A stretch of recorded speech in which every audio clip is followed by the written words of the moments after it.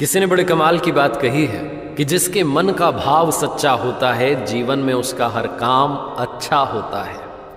नमस्ते दोस्तों, एक बड़ी छोटी सी कहानी है। जयपुर में एक सज्जन रिटायर हुए और रिटायर्ड होने के बाद में उन्होंने अपने लिए एक 400 गज का बड़ा सा मकान खरीदा। और वो मकान उन्होंने इसलिए ख़रीदा क्योंकि उस मकान के पीछे वाले हिस्से में एक आम का बड़ा पुराना सा पेड़ था और उनकी वाइफ को आम बड़े पसंद थे।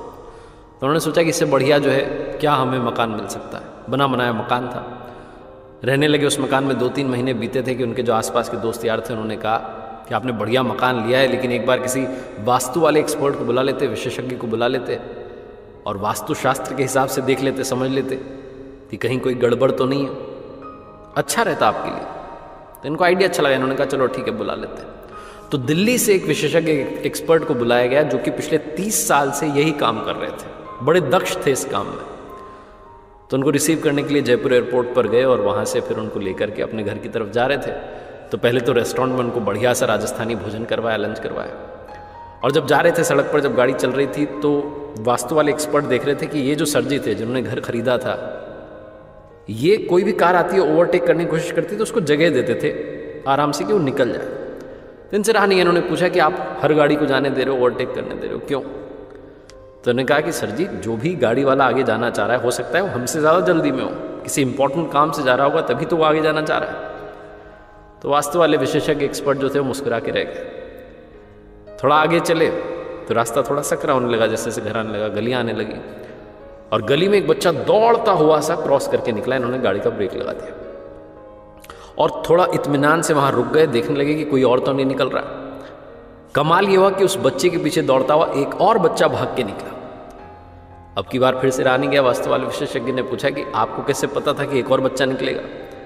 तो उन्होंने कहा कि अरे सर, आपको पता हुआ ना, बचपन में हम खेलते थे तो अकेले थोड़ी ना खेलते थे, हम ऐसे मस्ती में अकेले थोड़ी दौड़ते थे, कोई ना कोई हमारे साथ खेल रहा होता था।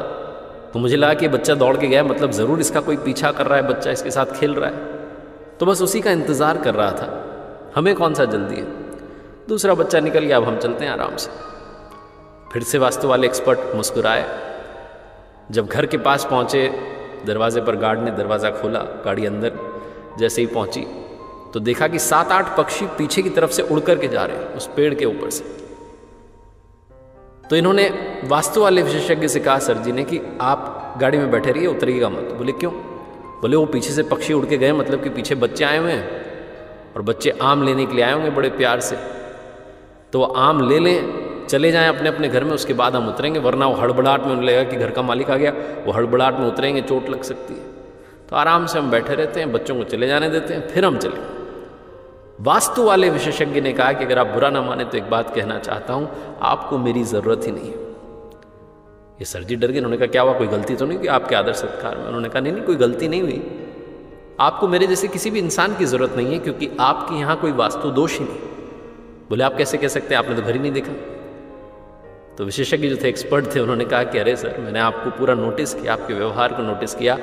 ओवरटेक आप गाड़ी को करने दे रहे हैं क्योंकि आपको लगता है कि सामने वाला जल्दी में, उसे इम्पोर्टेंट काम है, आप उसका ख्याल पहले रख रहे हैं। गली में बच्चा दौड़ के जाता है तो आप दूसरे बच्चे का इंतज़ार करते हैं कि पहले वो भी निकल जाए। और यहाँ घर आए तो आप इस बात की प्रतीक्षा कर रहे हैं कि जो बच्चे आपके आंगन में से आम चुराने आए हैं, जिन्हें आप कह रहे हैं कि प्यार से आम ले जाने आए हैं, वो चले जाए, उनको कहीं चोट ना लग जाए। जो इंसान अपने से पहले दूसरों की खुशी का ख्याल रख रहा है, उसके घर में, उसके आंगन में किसी भी तरीके का कोई वास्तु दोष हो ही नहीं सकता।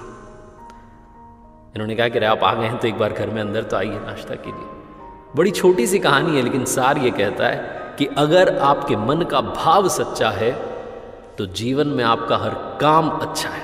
जिसका मन पवित्र होता है उसके आसपास किसी भी तरीके का दोष भटकता नहीं है। तो लाइफ में हमेशा अपना तो ख्याल रखिए, अपनी खुशियों का ख्याल रखिए, लेकिन दूसरों की खुशियों को भी प्रायोरिटी देना शुरू कीजिए। एक बार फिर से वही बात जो अक्सर आपसे कहता हूँ, ऊपर वाले के आशीर्वाद के साथ, अपनी मेहनत और अपनों के प्यार के साथ कर दिखाओ कुछ ऐसा कि दुनिया करना चाहे आप।